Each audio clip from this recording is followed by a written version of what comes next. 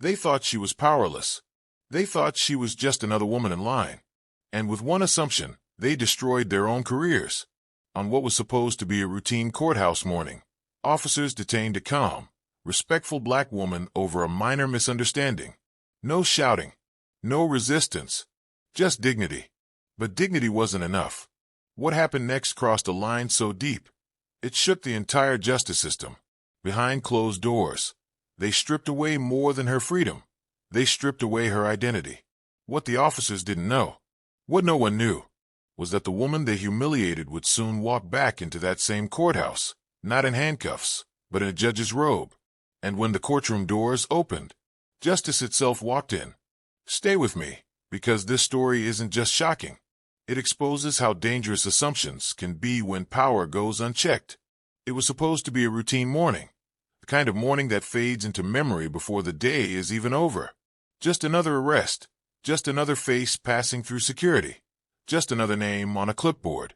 The courthouse buzzed with its usual rhythm, footsteps echoing down marble halls, metal detectors humming, officers exchanging casual conversation. Nothing felt out of place.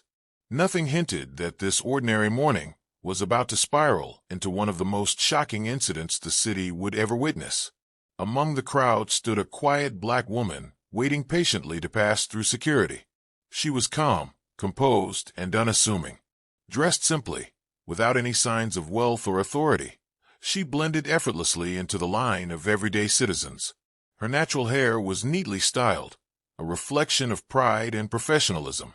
She carried herself with dignity, offering no resistance, no attitude, no reason to draw attention. But attention found her anyway. During a routine identification check, a minor misunderstanding occurred. An officer questioned her credentials, asking for additional verification.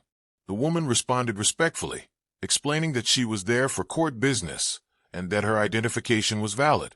Her tone was steady, her posture relaxed. Yet what should have been a brief clarification quickly turned tense. Authority was challenged, or at least, perceived to be. Voices grew sharper. Patience wore thin. The officers, convinced they were dealing with a non-compliant civilian, made a decision that would soon haunt them.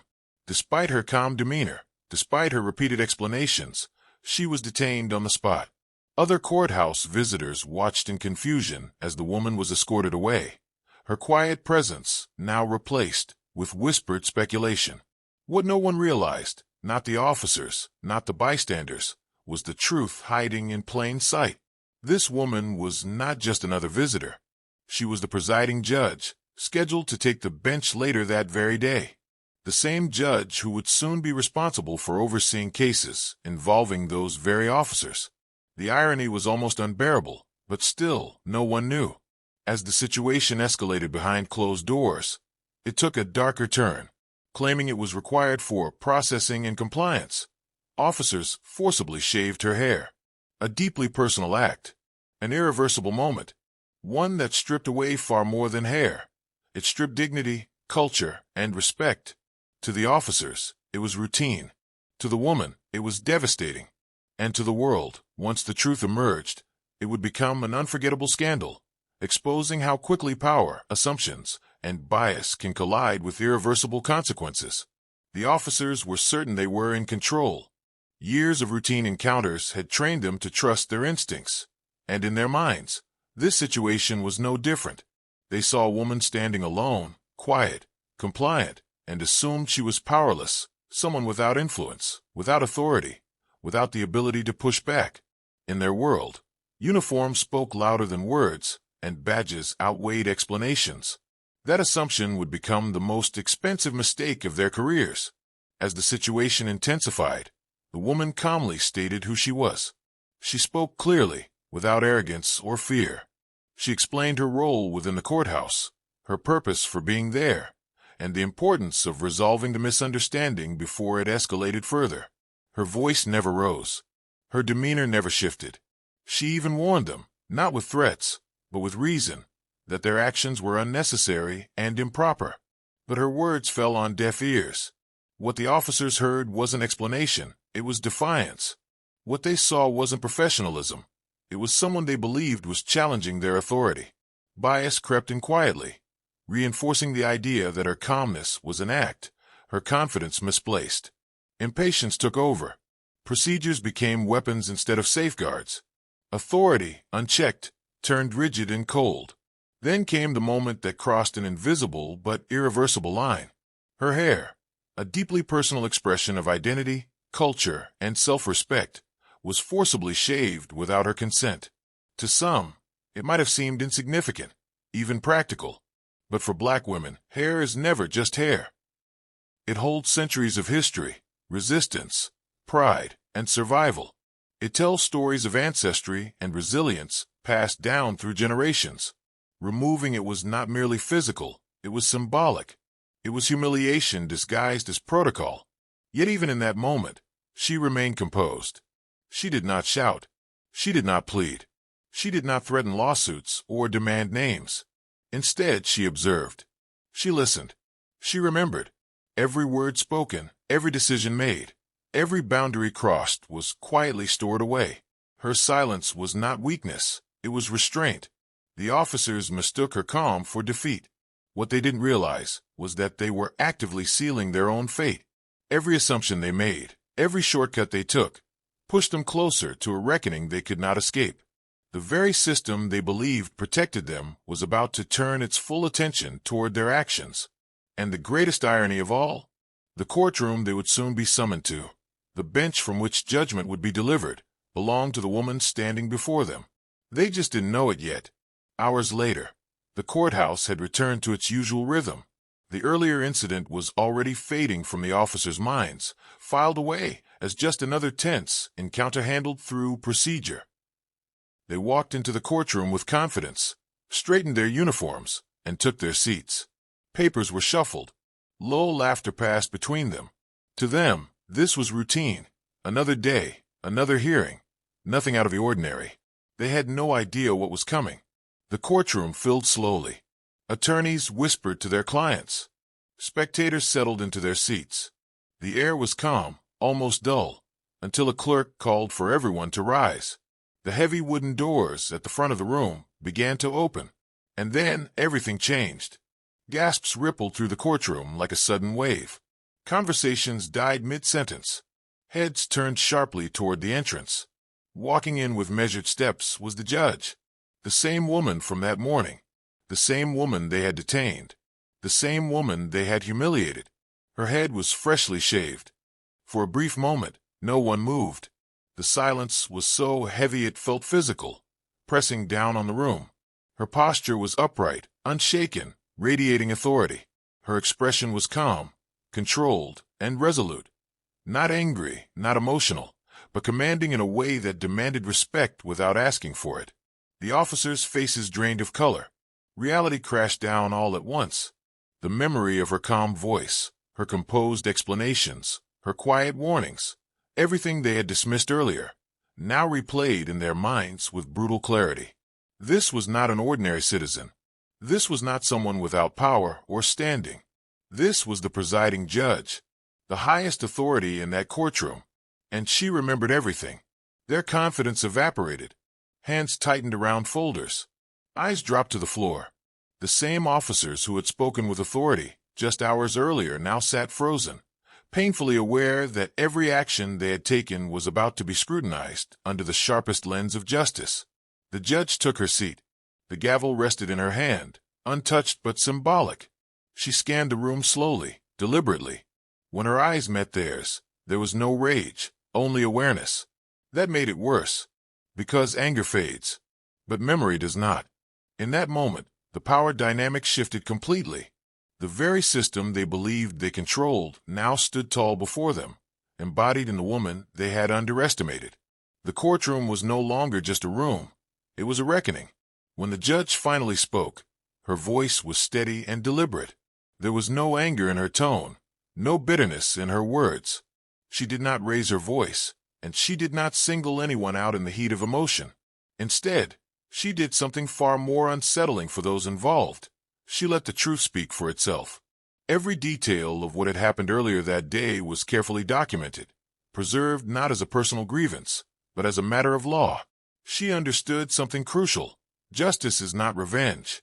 To ensure absolute fairness and transparency, the judge immediately recused herself from ruling on any disciplinary actions related to the officers involved. That decision alone sent a powerful message. This was not about settling scores or abusing her position. This was about accountability within the system. At the same time, she formally initiated a full, independent investigation into the incident. Internal Affairs was notified, along with judicial oversight committees and civil rights organizations. Within hours, the story began to spread. By the end of the day, media outlets were running headlines that sparked outrage across the city and beyond. Video clips, witness statements, and expert opinions flooded the news cycle. Civil rights advocates demanded answers. Legal analysts questioned how such an incident could occur inside a courthouse, a place meant to symbolize justice, safety, and fairness. The officers were placed on immediate suspension pending the outcome of the investigation. Their actions were examined line by line, decision by decision. Policies that had gone unquestioned for years were suddenly under intense scrutiny. Training programs were reevaluated. Leadership was forced to explain how authority had been allowed to operate without proper checks. The city itself faced mounting pressure.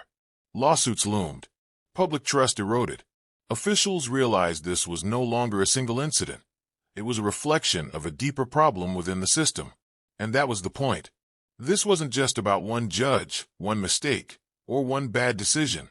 It was about how quickly authority can transform into abuse when fueled by assumptions, bias, and unchecked power. It was about how easily dignity can be stripped away when someone is seen as less than equal. Days later, the judge addressed the public. Cameras flashed as she stood before reporters, composed and unwavering. Her words were brief, but they carried weight far beyond the room. Justice is not proven when power is exercised, she said. It is proven when power is restrained. Those words echoed far beyond the courthouse walls. They became a reminder to officers, officials, and citizens alike that true justice isn't about dominance. It's about responsibility. And once spoken, they could not be ignored. Section 5. A lesson the world won't forget. The story spread like wildfire. Within days, it dominated headlines, social media feeds, and dinner table conversations. People argued, protested, and reflected. Some were outraged. Others were heartbroken. Many asked the same haunting question. How many times has this happened to people who didn't have a title, a robe, or the protection of a powerful position? How many voices were silenced simply because no one believed they mattered? This time was different. This time, the victim had a voice and a platform that could not be ignored.